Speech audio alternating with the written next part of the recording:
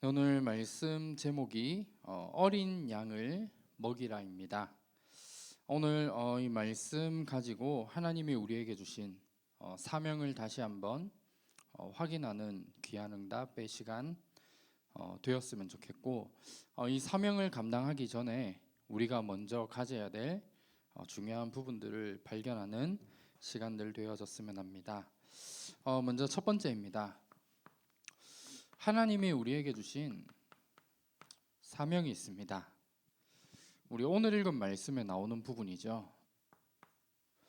우리가 해야 될 우리의 사명이 뭐냐 하면 후대를 살리는 겁니다. 우리 오늘 읽은 말씀에 보면 부활하신 예수님께서 베드로에게 나타나셔서 마지막으로 중요한 사명을 전달하고 있습니다. 네가 나를 사랑하느냐? 사랑한다면 내 어린 양을 먹이라. 우리 3번이나 반복하게 되죠. 우리의 후대들을 복음으로 키워나갈 것을 말씀하고 있습니다. 우리 세상적으로도 훌륭한 사람들을 보면 인생에 가장 가치 있는 일이 무엇이냐? 사람을 남기는 것이다. 이야기를 하거든요. 우리만 잘 먹고 잘 사는 것이 아니라 우리를 대신해서 내가 하고 있는 일을 이어나갈 수 있고, 또 우리가 흔히 제자와의 이런 관계가 되어질 만한 사람을 남기는 것, 이게 너무 가치 있는 일입니다. 세상적으로도 훌륭한 사람들이나 인재들, 또 사람을 남기는 부분이 가장 가치 있는 인생이라 생각을 하는 사람들이 있습니다. 그런데 우리가 후대를 남긴다는 이런 의미는 이것과는 사실 비교가 되지 않는 부분이죠. 하나님이 우리에게 주신 이 언약의 비밀들을 우리가 제대로 안다면 그냥 단순히 내 자녀들과 우리의 후대들을 성공할 수 있도록 만들어야 된다, 이게 아니거든요.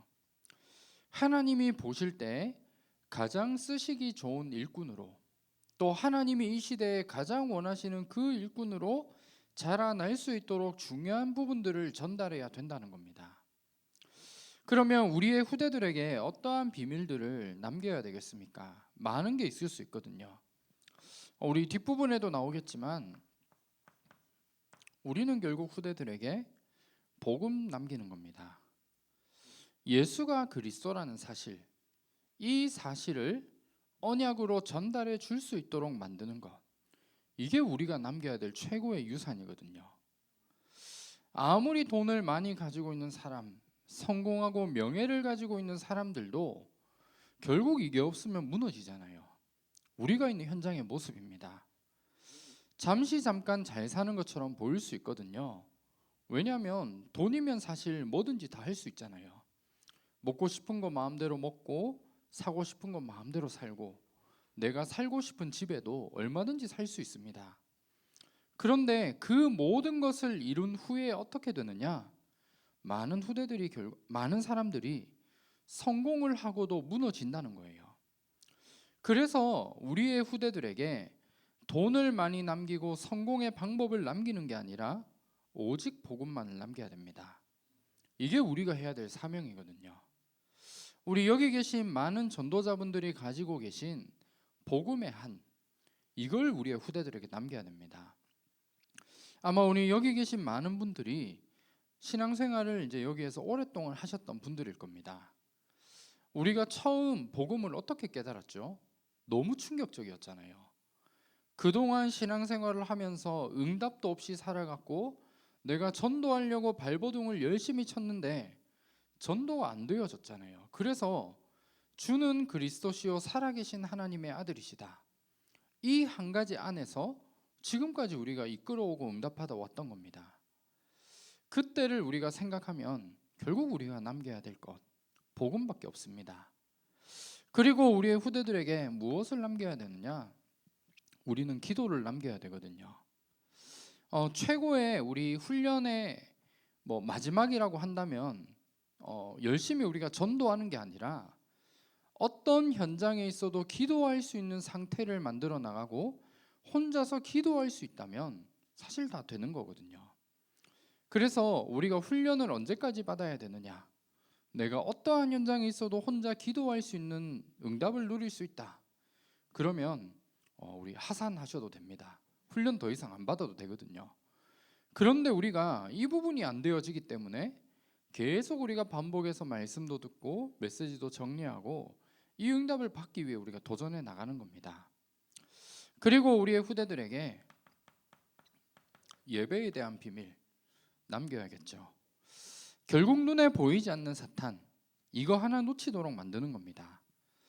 그래서 우리의 후대들에게 복음을 남겨야 되고 혼자서 기도할 수 있도록 기도의 비밀을 남기고 예배의 축복이 무엇인가, 우린 이걸 남겨야 되거든요.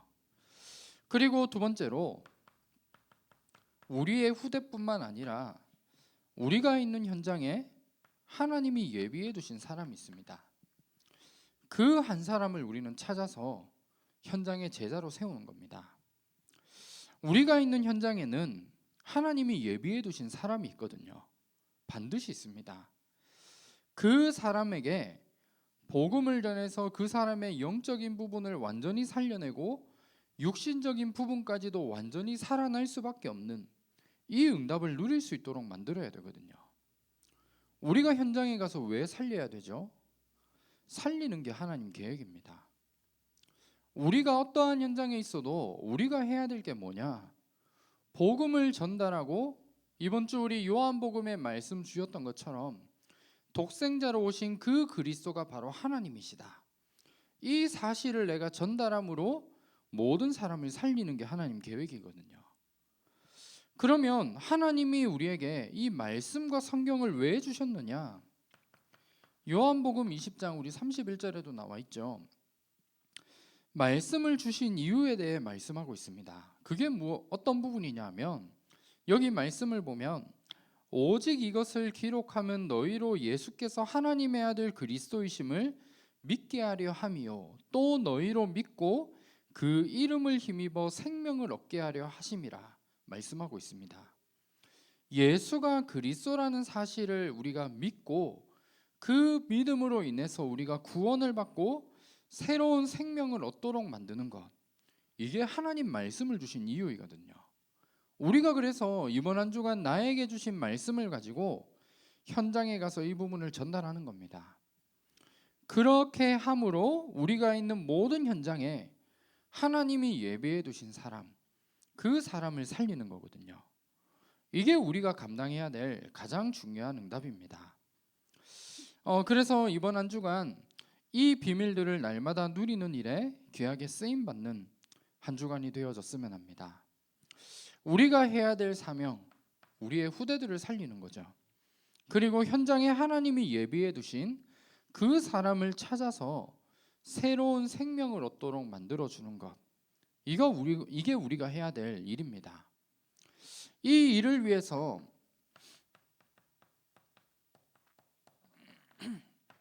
우리 교회 안에 금토일 시대를 열어 나갈 수 있도록 기도해야 되거든요. 그리고 우리가 세 가지 뜰의 응답, 우리가 왜 받아 나가야 되느냐? 후대를 살려야 되거든요.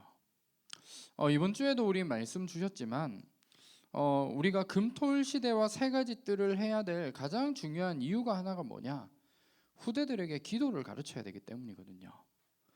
어떠한 현장에 있어도 내가 기도할 수 있는 영적인 상태, 이걸 우리는 만들어 나가야 되는 겁니다. 그리고 우리가 있는 현장에는 어떠한 부분을 준비해야 되느냐? 다락방을 해야 되고 현장에 우리가 해야 될 게 지교의 운동입니다. 이게 아무것도 아닌 것처럼 보일 수 있죠. 이 부분을 통해 현장에 하나님이 예비해 둔 사람에게 복음을 제대로 전달할 수 있는 이 응답 속에 있을 수 있도록 우리가 이 부분을 펼쳐 나가야 되는 겁니다. 그래서 이 사명들을 이번 한 주간 감당할 수 있는 응답 누리시길 바랍니다. 그러면 우리가 이 부분을 두고 아까 앞에서 잠깐 말씀드렸지만 우리가 전달해야 될 중요한 세 가지가 있습니다. 먼저 첫 번째로 우리는 복음 남겨야 됩니다.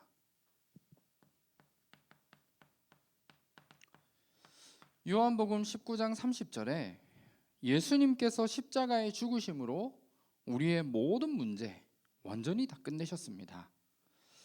십자가의 죽으심으로 우리 인간이 가지고 있는 근본 문제, 이걸 해결하셨거든요. 그리고 지금 우리에게 있는 수만 가지의 문제, 여러 가지 모든 문제가 있잖아요. 그 문제를 완전히 다 끝내신 겁니다. 이 사실 믿으시죠? 이걸 우리의 후대들에게 남겨야 돼요. 근본 문제 해결되어졌다라는 게 우리가 모든 문제 해결되어진 겁니다. 왜 그렇죠? 우리 개인에게만 해도 지금 오늘 수만 가지의 문제가 있죠. 자녀 문제, 가정의 문제, 경제의 문제, 건강의 문제, 수만 가지의 문제가 있거든요. 그 모든 문제가 어디에서 시작되어졌느냐? 하나님을 떠난 근본 문제에서 시작되어졌습니다. 왜 전쟁이 나죠? 근본 문제 때문이에요. 그런데 그 모든 문제의 원인인 근본 문제를 완전히 예수님이 십자가에서 다 끝내신 겁니다. 문제의 모든 원인을 다 끝내신 게 확실하다면 지금 내게 있는 모든 문제들도 이미 예수님이 십자가에서 완전히 다 끝내셨거든요. 우리가 이 사실을 내 인생의 결론으로 우리가 먼저 가져야 되고, 이게 우리의 인생의 답이 되어져야 됩니다. 내게 있는 모든 문제도 이미 다 끝내신 것이다. 내가 이 사실을 제대로 결론과 답으로 가지고 이 일의 증인으로 우리는 서야 되는 겁니다. 그러면 지금 내게 있는 문제 해결되어져야 되느냐? 물론 하나님께서 해결하실 수도 있지만 해결 안 하실 수도 있습니다. 우리 대표적인 많은 예들이 있지만 고린도후서 12장에 말씀하고 있잖아요. 전도자 바울이 자기에게 있는 사단의 가시, 평생 해결될 수 없는 그 문제를 두고 하나님 앞에 깊이 기도하게 됩니다. 그때 어떠한 응답을 받았느냐? 문제가 치유되어진 게 아니거든요. 그런데 중요한 건 그 문제를 통해 나의 약함을 깨닫고 하나님의 은혜가 무엇인지를 알도록 하나님이 더 큰 은혜를 우리에게 주신 겁니다. 내게 고질적인 문제들 해결되지 않아도 괜찮은 것 같아요. 우리는 증인으로 설 수 있거든요. 내 문제가 해결되어져야지 내가 증인으로 서는 게 아니라 내게 이러한 문제를 가지고 있어도 많은 후대들이 우리를 봤을 때 이런 문제가 있지만 하나님을 바라보고 복음을 붙잡고 내가 살아간다. 이게 우리에겐 가장 축복된 일인 거거든요. 예를 들어서 어떠한 사람이 암에 걸렸습니다. 그 사람이 복음을 붙잡고 기도하다가 평안하게 하나님의 부르심을 받았어요. 암이 치료되지 않았죠. 예를 들어 그렇다면 그 사람의 인생은 뭐가 되는 겁니까? 증인으로 살다 하나님의 부르심을 받은 거거든요. 지금 내게 있는 문제와 어려움들이 꼭 해결되어져야만 하는 부분은 아닌 것 같아요. 지금 내가 이런 문제가 있고 저런 문제가 있지만 그 가운데 내가 하나님을 바라볼 수 있고 하나님께 기도할 수 있다. 이게 모든 것이거든요. 내가 아무리 큰 문제가 있어도 복음으로 결론을 내고 답을 가진 증인으로 내가 선다면 하나님은 그 문제가 해결되는 게 중요한 게 아니라 나를 통해 하나님의 살아계심이 보여지고 나타낼 수 있는 이 응답들을 하나님 보여주시게 되어져 있다는 겁니다. 이게 우리가 받아야 될 증인의 응답이에요. 그렇다면 이 부분을 가지고 지금부터 우리의 기도를 바꿔야 됩니다. 내게 있는 문제와 어려움이 있잖아요. 대부분 많은 사람들 내 문제를 해결해 달라.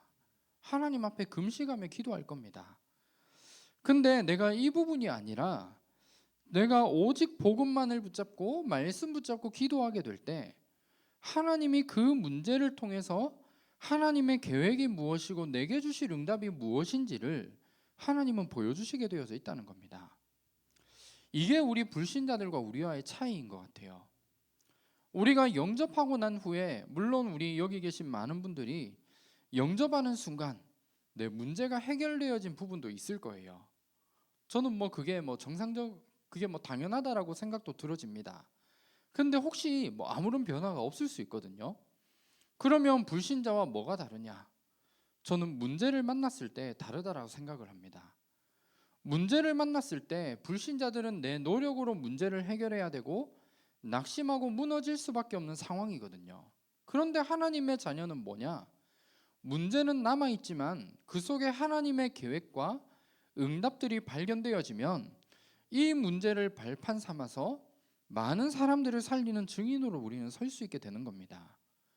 문제는 여전히 남아 있을 수 있거든요.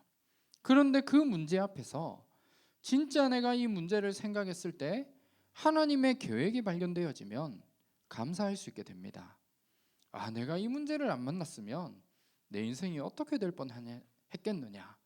이게 고백되어질 만큼 하나님 앞에 감사가 회복되어질 수 있게 되는 겁니다. 이 응답의 증인으로 귀하게 쓰임받는 우리 모든 전도자분들 되시기를 주님의 이름으로 축원합니다.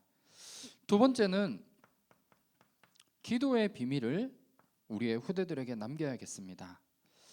우리 요한복음에 보면 기도에 대한 많은 약속들을 말씀하고 있거든요.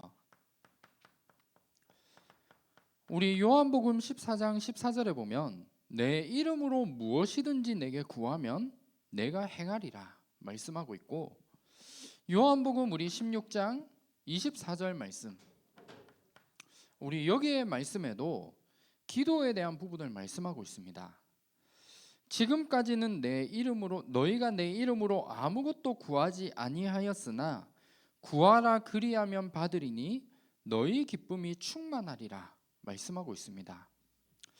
혹시 이번 한 주간 너무 큰 어려움 가운데 계시다면 기도에 대한 언약, 약속 붙잡고 기도의 비밀 속으로 들어가시길 바랍니다. 무엇이든지 기도 우리가 하면 응답 받을 수 있는 신분을 우리는 받은 거예요. 그래서 내가 어떠한 상황이 있든지 간에 하나님 앞에 기도할 수 있다. 우리 찬양 가사에도 나오죠. 어떠한 상황 속에서 내가 기도할 수 있다면 다 되어지는 거거든요. 기도의 비밀 이번 한 주간 날마다 누리시길 바랍니다. 그러면 우리가 하는 모든 기도가 응답되어진다면 우리에게 가장 중요한 한 가지가 있겠죠. 내가 무엇을 가지고 기도하느냐, 이게 중요하거든요. 우리에게 주신 기도의 비밀을 우리가 누려야 되는데, 기도해야 될 기도 제목 중 최고의 기도 제목이 뭐냐? 두 가지가 있습니다. 그 첫 번째가 뭐냐면 하나님의 말씀 붙잡고 기도하는 겁니다. 우리 요한복음 15장 우리 7절에 말씀하고 있죠. 너희가 내 안에 거하고 내 말이 너희 안에 거하면 무엇이든지 원하는 대로 구하라 말씀하고 있습니다. 내 말이 너희 안에 거하면 말씀하고 있거든요. 하나님의 말씀이 나의 기도 속에 담겨지게 될 때 모든 응답을 하나님이 주시겠다는 거예요. 이번 한 주간 문제와 어려움 만났을 때 우리가 어떠한 것을 기도해야 되느냐? 물론 너무 큰 어려움과 문제를 만난다면 그걸 가지고 기도하셔도 너무 좋습니다. 그런데 그것보다 더 수준 높은 기도가 뭐냐? 말씀 붙잡고 기도하는 거예요. 너무 이게 생뚱맞은 방법이죠. 이번 주 이 말씀 주셨는데 내가 처해 있는 문제에 대한 답은 다른 부분이 있는 거거든요. 그런데 희한하게 내가 말씀 붙잡고 기도하는데 그 모든 문제와 상황 속에 하나님이 역사하시게 되어 있습니다. 이걸 우리는 확인하고 체험하는 거예요. 그래서 말씀 붙잡고 기도하게 될 때 내가 해결하려고 하지 않아도 내 모든 문제와 하나님이 모든 역사의 문들을 하나님은 열어나가시게 되어져 있는 겁니다. 그리고 우리가 또 한 가지 기도해야 될 내용이 뭐냐? 전도와 선교를 위해 우리는 기도하는 겁니다. 이게 우리가 기도해야 될 기도의 내용입니다.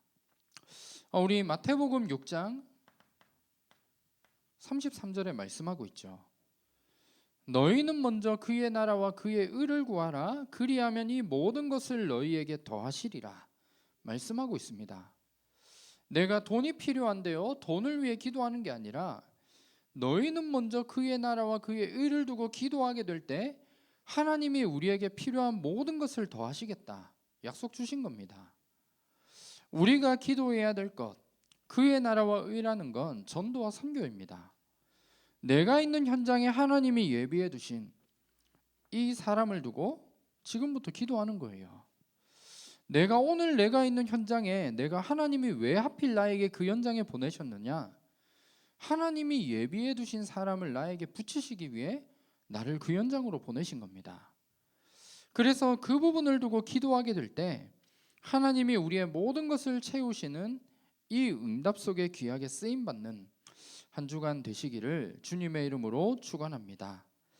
이 기도의 비밀을 누리게 될 때 우리에게 어떠한 응답을 주시느냐 하면 요한복음 14장 26절 27절 말씀 보면 보혜사 성령 하나님께서 우리를 다스리시고 우리에게 세상이 줄 수 없는 평안을 우리에게 주시게 되어 있습니다. 성령 하나님께서 우리를 보호하시고 내게 은혜를 주시고 가르치시는 그 응답, 이게 우리에게 오게 되어져 있거든요.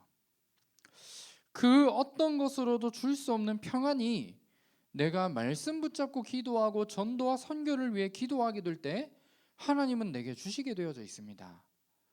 문제 앞에서 이번 한 주간 이 축복 누리시길 바랍니다. 문제 앞에 내가 평안할 수 있다면 사실 다 되는 거잖아요. 문제 해결이 중요한 게 아니라 하나님이 내 삶 속에 역사하심으로 내가 세상이 그 어떤 것으로 줄 수 없는 평안을 누릴 수 있다. 이게 우리에겐 최고의 응답입니다. 그리고 요한복음 16장 33절에 아무리 힘들고 어려운 상황 속에 있어도 하나님은 우리에게 승리의 축복 주시게 되어져 있습니다.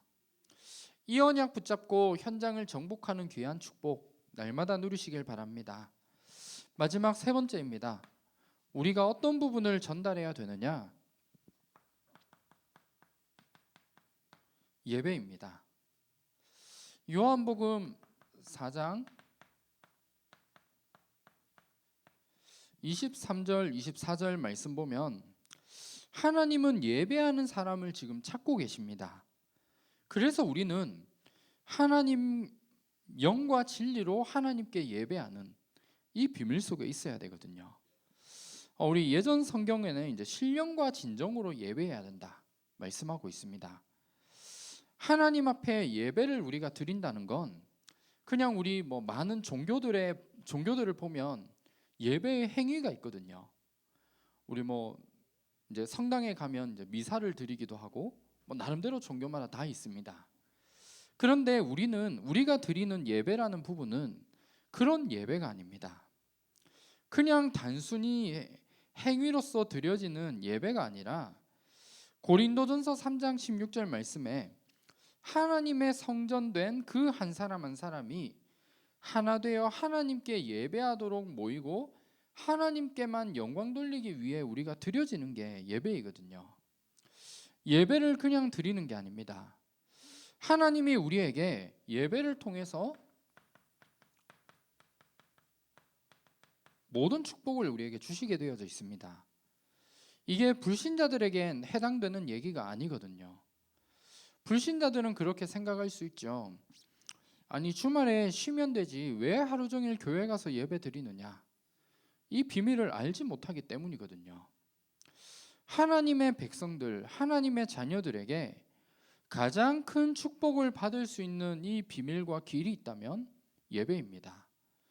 예배를 통해 모든 축복의 길이 열려지게 되어 있어요. 혹시나 우리 자녀들 중에 예배가 되어지지 않는 부분 때문에 걱정하고 염려하고 계신 분들 계실 수도 있을 것 같습니다. 그냥 단순히 예배 드리러 가야 된다. 억지로 우리가 잡아서 예배의 자리로 옮겨 놓는다. 그렇게 한다라고 해서 되어지는 부분은 아닌 것 같거든요. 당장 우리 예전과는 다르게 중고등학생 정도만 되어도 사실 신앙생활을 이렇게 컨트롤하기 너무 힘든 것 같아요. 옛날엔 그래도 대학생까지는 갔었거든요. 근데 요즘은 중고등부 아이들만 봐도 우리 중직자분들 자녀들 중에 예배 안 나오는 우리 렘넌트들 너무 많은 것 같아요. 우리가 그냥 단순히 예배를 드려야 된다 이게 아니라 정말 이 응답에 우리가 모델로 증인으로 서면 되거든요. 내 자녀가 나를 봤을 때 우리 부모님이 정말 복음 붙잡고 주일날 예배만 성공했는데 하나님이 주신 축복이 이런 부분이 있구나. 이게 보여진다면 예배 드리러 올 수밖에 없는 것 같습니다. 그래서 우리의 후대들에게 내가 열심히 살고 성실하게 되어서 내가 이 자리까지 있었다, 성공했다. 이걸 우리의 후대들에게 전달하는 것이 아니라 예배 하나 성공했는데 하나님이 주신 축복과 인도하심으로 또 보호하심으로 내가 이 자리까지 섰다라는 이 일에 귀하게 증인으로 서시길 바랍니다. 우리 성경에 보면 이삭이라는 인물이 나오죠. 여러분들 잘 아실 겁니다. 이삭이 어떠한 축복을 받았느냐? 100배의 축복을 받았죠. 한 해 농사를 지었는데 100년 동안 열심히 일을 해서 이제 농사를 지었던 것과 같은 응답을 받게 된 겁니다. 그리고 셈의 근원의 축복, 이삭이 누리게 되었거든요. 불신자들에게 모든 걸 양보했는데 셈을 팔 때마다 셈의 근원을 얻은 거예요. 이 축복을 누릴 수밖에 없었던 이유가 있거든요. 그게 뭐냐? 창세기 26장 25절에 말씀하고 있습니다. 가는 모든 현장마다 단을 쌓고 여호와의 이름을 불렀다 말씀하고 있거든요.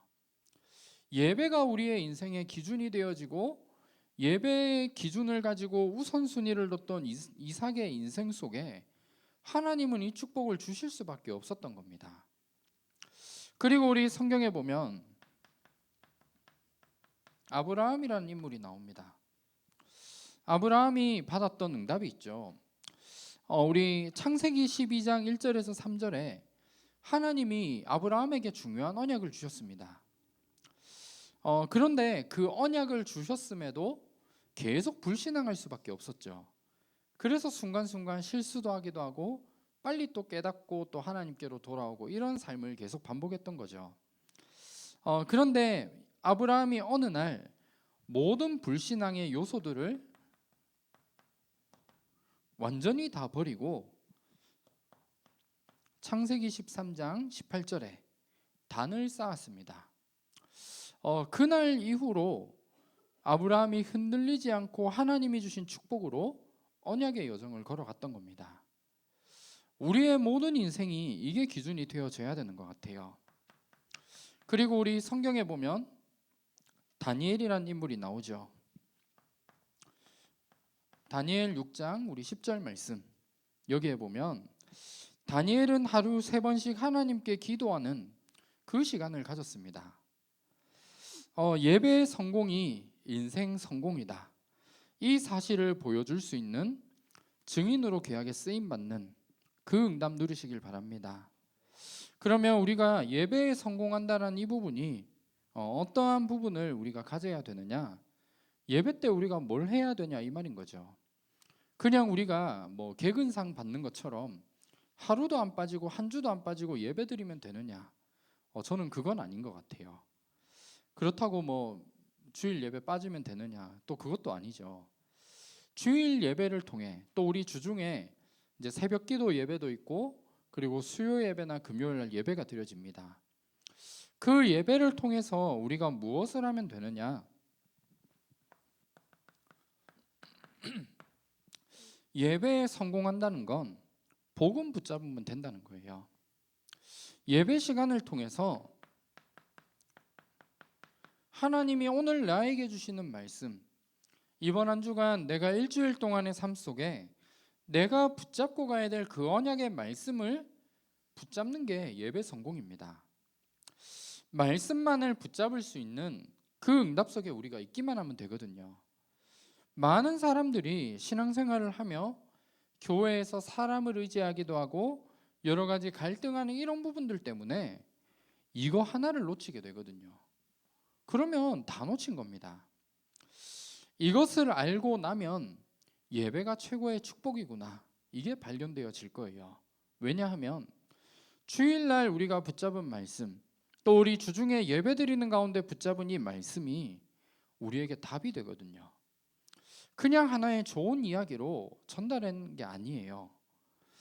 예배의 축복 속에 모든 것이 다 들어있는 이유가 있다면 그 시간들을 통해 말씀을 내가 받게 되고 그 말씀이 내가 가는 모든 현장에 말씀이 성취되어지는 응답들이 계속 내게 오기 때문에 예배가 최고의 축복된 시간이라는 겁니다. 저는 이제 이 부분을 조금 생각하고 묵상하다 보니까 이제 예배 때 메시지를 전달하잖아요. 저는 그때 항상 기도하는 게 있습니다. 그게 뭐냐 하면 오늘도 오직 복음만을 내가 선포할 수 있도록 이걸 저는 계속 기도하거든요. 다른 것은 사실 필요 없는 것 같아요. 뭐 좋은 이야기, 좋은 뭔가의 이런 부분을 내가 들으려고 한다면 이 자리에 없어도 되거든요. 안 계셔도 돼요. 그냥 뭐 어디 유튜브 찾아서 좋은 감동되는 이야기 이런 거 검색해 보면 너무 재미있고 감동될 만한 그런 이야기들이 엄청 많이 나옵니다. 근데 사실 제가 메시지 할 때 즐겁거나 감동되는 건 크게 없잖아요. 저는 그게 중요한 게 아니거든요. 그냥 오늘도 오직 복음, 다음 주도 아마 예배 때 제가 메시지 할 때 오시면 아시겠지만 그냥 오직 복음입니다. 그게 모든 것이에요. 그래서 저는 이거 하나를 두고 기도하고 있거든요. 그래서 오직 복음과 오직 그리스도, 그것만 우리가 예배를 통해 찾아내고 붙잡으면 됩니다. 이게 우리가 살 길이에요. 좋은 이야기 들어서 내 영이 살아날 수 있다. 우린 그걸 들어야 되거든요. 근데 우리의 영이 치유되어지고 영이 살아나고 우리 현장과 우리의 모든 삶 속에 계속 일어날 수밖에 없는 영적인 문제들, 어떤 걸로 치유되어질 수 있느냐? 오직 복음밖에 없습니다. 그래서 우리는 오늘도 오직 복음과 그리스도만을 들어야 될 이유가 이 속에 들어 있는 겁니다. 그래서 우리 전도자 바울은 빌립보서 3장 1절에 보면 너희에게 같은 말을 쓰는 것이 내게는 수고로움이 없고 너희에게는 안전하니라 말씀하고 있습니다. 매일 매주 우리가 복음만을 듣는 것이 우리에게 가장 안전한 거예요. 그리고 나의 영적인 상태를 지킬 수 있는 길이 뭐냐? 오늘도 복음 듣고 내일도 그리스도, 복음만을 듣고 붙잡는 겁니다. 오늘 말씀 결론입니다. 오늘 메시지가 좀 긴 것 같은데 오늘 그래도 오늘 앞에 우리 많은 순서가 빠졌기 때문에 그래도 일찍 돌아가실 수 있으실 것 같습니다. 우리 요한복음 21장 18절 말씀에 예수님이 중요한 사명을 베드로에게 전달하신 후에 베드로의 인생의 마지막에 어떠한 부분으로 이제 죽음을 맞이하게 될 것인가, 이 부분을 말씀하고 있거든요. 여기에 말씀 보면 늙어서는 내 팔을 벌리리니 남이 내게 띠띠우고 원하지 아니하는 곳으로 데려가리라, 이렇게 말씀하고 있고, 이 베드로의 죽음은 우리 19절 말씀 보면 어떠한 죽음으로 하나님께 영광 돌릴 것을 가르치심이려라 말씀하고 있습니다. 좋은 말씀은 아닌 것 같아요. 베드로가 복음 전하다 이제 순교하게 될 거다, 한마디로 말하면 이거거든요. 우리가 전도자의 여정, 그 여정을 걸어가는 데 있어 사실 쉬운 일은 하나도 없는 것 같습니다. 뭔가 내가 사명을 감당하고 우리의 후대들을 키우는 일에 있어 많은 핍박과 우리에게 고난들 올 수 있거든요. 그런데 중요한 건 하나님이 우리에게 주신 이 사명을 감당하게 될 때 마태복음 10장 42절의 말씀처럼 전도자의 상급이 반드시 있습니다. 그리고 하나님은 이 전도자를 책임지시게 되어져 있거든요. 이게 분명한 사실인 것 같아요. 우리가 가야 될 하나님 나라에서 우리 받아야 될 축복도 있습니다. 우리 흔히 그런 말씀하더라고요. 내가 이 땅에서 전도와 선교의 사명 잘 감당하면 금면류관을 쓰고 이거 안 하면 약간 개털 모자 쓴다 천국 가서 이런 이야기 하더라고요. 근데 그것도 물론 우리가 가야 될 하나님 나라에 축복도 있지만 이 땅에서도 하나님이 전도자를 책임지시고 인도해 나가신다는 겁니다. 그래서 우리가 전도자의 여정을 걸어가는 데 있어 많은 핍박과 고난들이 올 수도 있지만 우리는 이 사명을 감당해야 돼요. 이 땅에서도 하나님이 주신 축복이 있다는 겁니다. 그러면 이 일을 위해 우리가 무엇을 해야 되느냐? 아까 우리 앞에 나왔던 부분이죠.